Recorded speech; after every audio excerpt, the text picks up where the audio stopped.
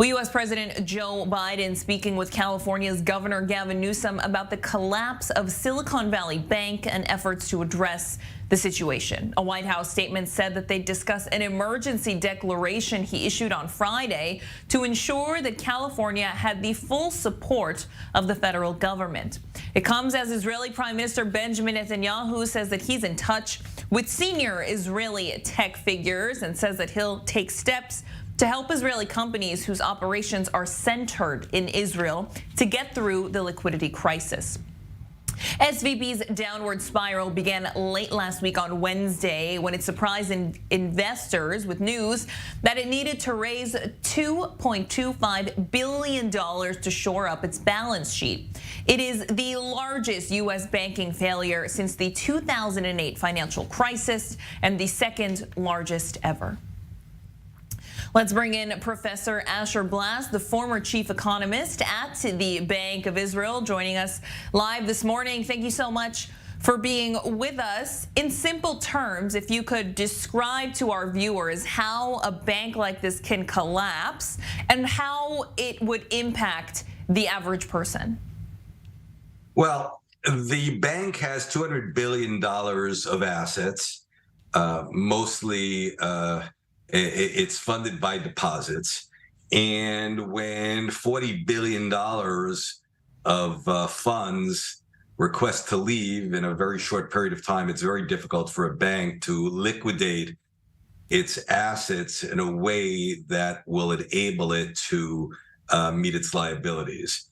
It apparently also had some mismatching between deposits and loans. In other words, it may have borrowed short day to day and invested the funds in securities which weren't day to day.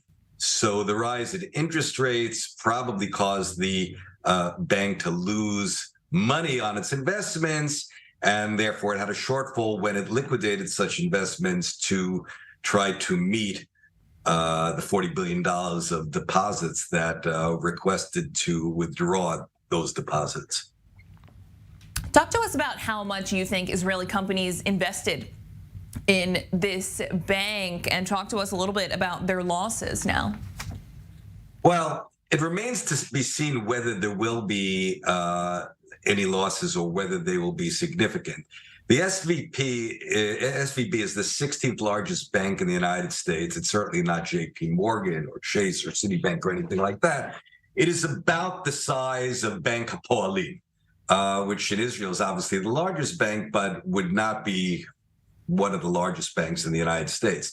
That being said, SVB was highly weighted to the high-tech industry. In other words, it did not provide a lot of loans to construction, to other sources of industry, to services other than high tech.